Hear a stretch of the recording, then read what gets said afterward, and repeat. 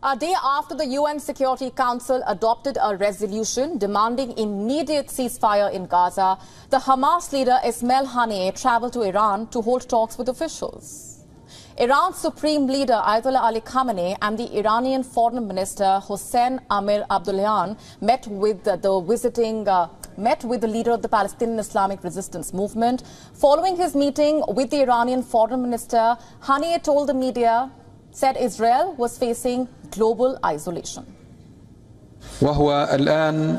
Israel is now losing its political umbrella and protection even in the Security Council, as we saw yesterday in the Security Council resolution. Even though this has come late and even though there are some gaps which need to be filled, the resolution in itself shows that the Israeli occupation is living in an unprecedented political isolation since Palestine was occupied, and the United States of America is unable to impose its will on the international family.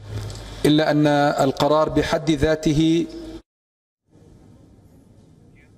Haniyeh was welcomed by Iran's foreign minister Hossein Amir Abdollahian, where he stated that Israel had failed to achieve any of its military or strategic goals in the war.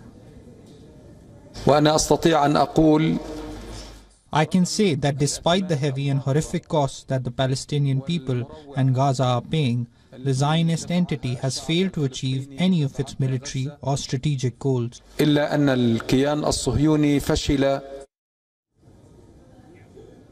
Now, during his visit, Ismail Haniyeh also met with Iran's supreme leader, Ayatollah Ali Khamenei. And according to the local news agency, during the meeting, Ayatollah Khamenei expressed Iran's support for the Palestinian people in Gaza.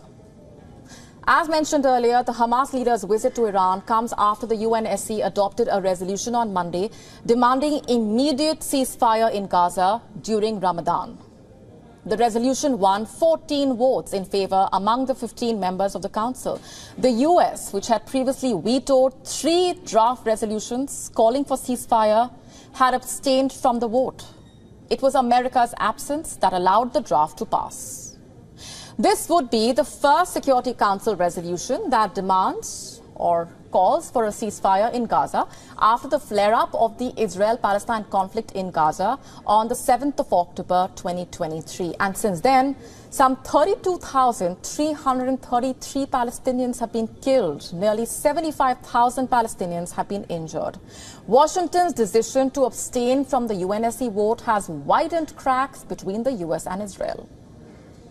Israel's Prime Minister Benjamin Netanyahu has reportedly called off a trip to Washington by 2 of his top advisors. The Israeli Prime Minister's office, in a statement, criticized Washington's call to abstain instead of vetoing. You see, Israel is of the view that a ceasefire would not change anything on the ground. But Hamas has welcomed the Security Council resolution. In a statement, the Palestinian group showed readiness to start immediate prisoner swaps on both sides. And during their leader's visit to Iran, he expressed gratitude for the support provided by Iran. Haniyeh vowed that the people of Gaza and Hamas will not surrender. In fact, he said that Hamas would not allow Israel to achieve their objectives. Iran's supreme leader Khamenei also expressed his country's unwavering commitment to providing continuous support to the Palestinian cause and the oppressed Palestinian people. Iran has hailed the October 7 attack as a success, but has denied any direct involvement. Since Hamas launched the all-out offensive against Israel in October 2023, Haniyeh has traveled to Iran twice. This was his second visit to Islamic Republic. Meanwhile, Haniyeh's visit to Iran comes as Israel appears to have bolted truce and hostage deal negotiations in Qatar after Hamas rejected its latest offer. The Palestinian group has said that it has informed mediators it is sticking to its original position put forth on the 14th of March. Hamas's original position stipulates for a permanent ceasefire, a withdrawal of Israeli troops from the Gaza Strip, the return of displaced Gazans, and a real exchange of prisoners. All these demands from Hamas have been repeatedly rejected by Israel, which calls them delusional. Meanwhile, U.S. presidential candidate Robert F Kennedy Jr. has named his vice presidential pick. Her name is Nicole Shanahan. She is a Silicon Valley attorney and a wealthy philanthropist. She is also the ex-wife of Google co-founder Sergey Brin. Kennedy, who is an environmental lawyer and the scion of America's most famous political dynasty, is running as an independent candidate.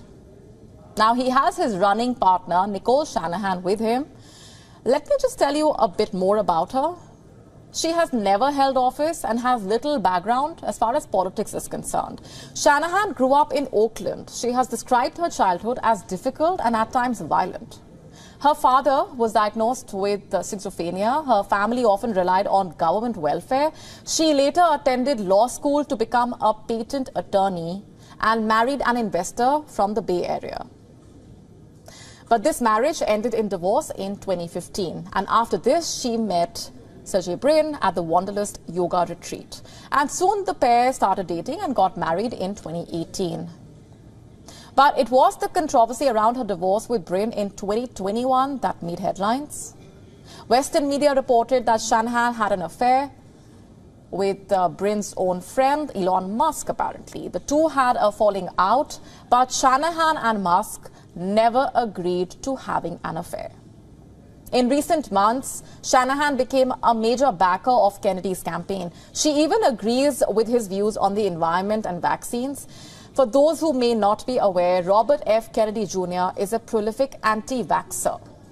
In fact, he has repeatedly promoted disinformation about vaccines, and this includes debunked theories that link childhood vaccines with autism. And very interestingly, Shanahan has a daughter with autism. She claims that she dedicates around 60% of her time towards researching the condition. How can she then agree with Kennedy's opinions as far as vaccination is concerned? She says she is not an anti-vaxxer exactly, but has her doubts and reservations. More recently, Shanahan funded Junior Kennedy's controversial Super Bowl commercial. It was essentially a recreation of one used by John F. Kennedy in his 1960 presidential campaign. The 30-second clip was a close copy of the original, complete with the memorable Kennedy jingle, except it replaced John F. Kennedy's pictures with that of his nephew. The ad was purchased by the American Values Super PAC for $7 million, and Shanahan had contributed $4 million to it. But the ad left a sour taste, not only among the voters, but for the members of the Kennedy family as well. Before becoming one of Kennedy's most prominent donors, Shanahan previously donated thousands in campaign contributions to a range of Democratic politicians. But now she has sworn complete loyalty to Kennedy. Will these two stand a chance in the upcoming polls? On the 7th of March, Indian Prime Minister Narendra Modi visited the Kashmir Valley for the first time since the revocation of Article 370. From Srinagar, he sent a resounding message to the world. What he said epitomizes the spirit of New India. He said, and I'm quoting, "This is the new Jammu and Kashmir for which we have waited for many decades." Indeed, this is New India's new Kashmir, and New India has grand plans for New Kashmir. Plans to make it more democratic, prosperous, and equitable. Well, today the Indian government is taking steps to steer Kashmir towards achieving these goals. The first step involves making Kashmir more democratic. In fact, on Tuesday, the Home Minister of India, Amit Shah, made major announcements regarding Jammu and Kashmir. He said that the assembly elections in the Union Territory would be held before September. This move is aimed at fulfilling Prime Minister Narendra Modi's promise of making Kashmir more democratic. He emphasized that this democracy will not be limited to a few families and will instead be a people's democracy. This is direct criticism of dynastic politics and the exploitation of the resources by the self-serving political elite. The last elected government of BJP and PDP collapsed in 2018 after the BJP withdrew from the alliance with the PDP, citing worsening security situation in the erstwhile state. Fast forward to 2023. The Supreme Court upheld the revocation of Article 370 and ordered the Election Commission of India to conduct elections in Jammu and Kashmir by September 2024. The poll panel recently announced the dates for the national elections and confirmed that assembly polls in Jammu and Kashmir will take place soon.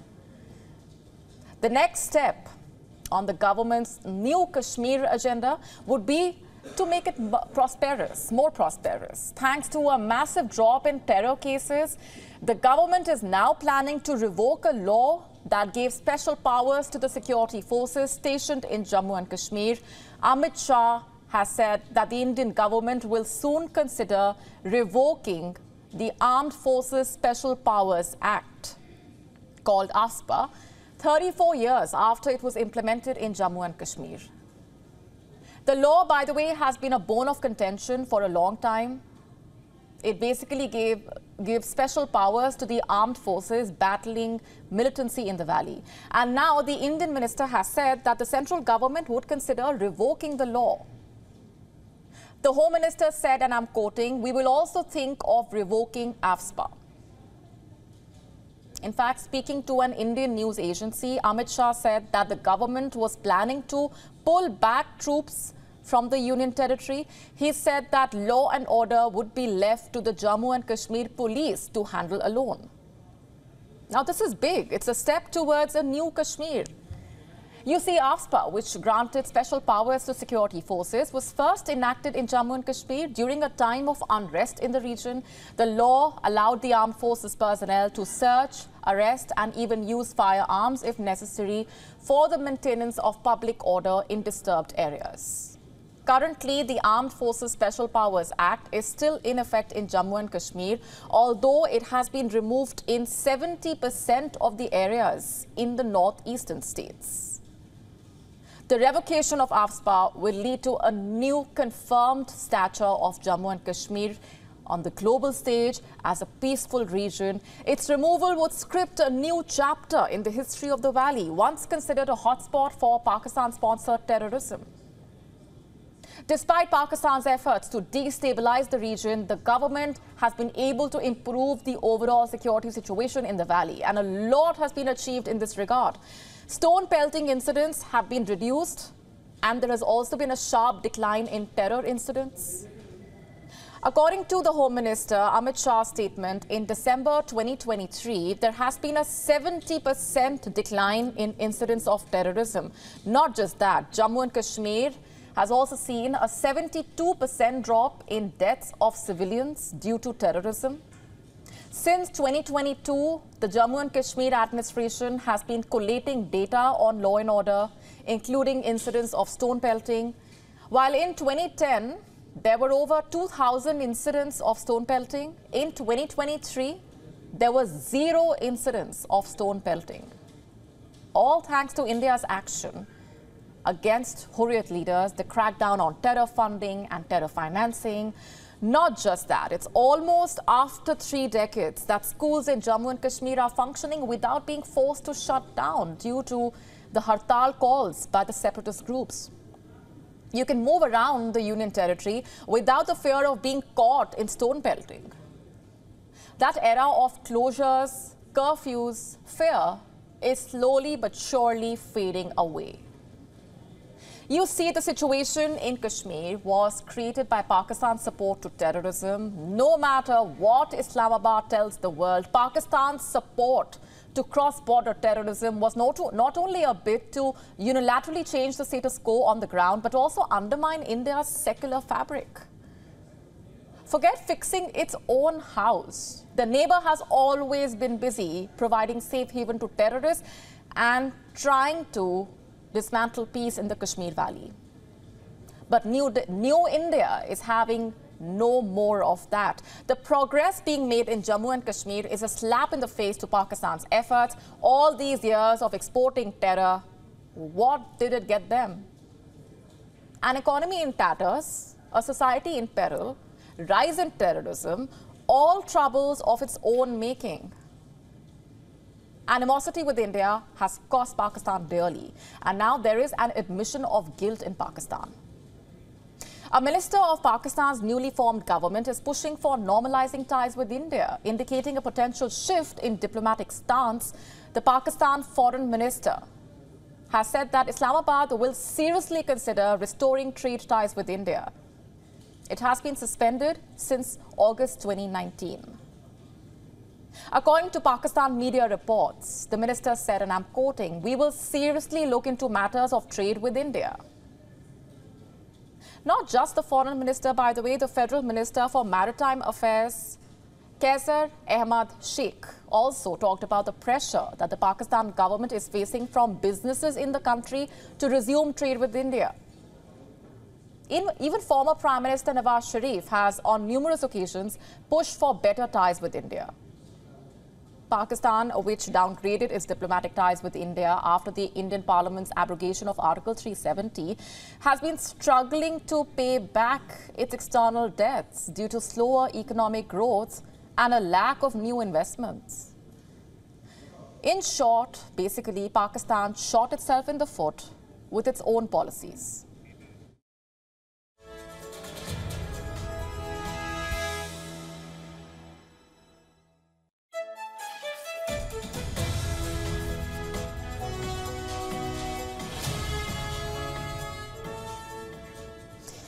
Now, that is the reality of Pakistan.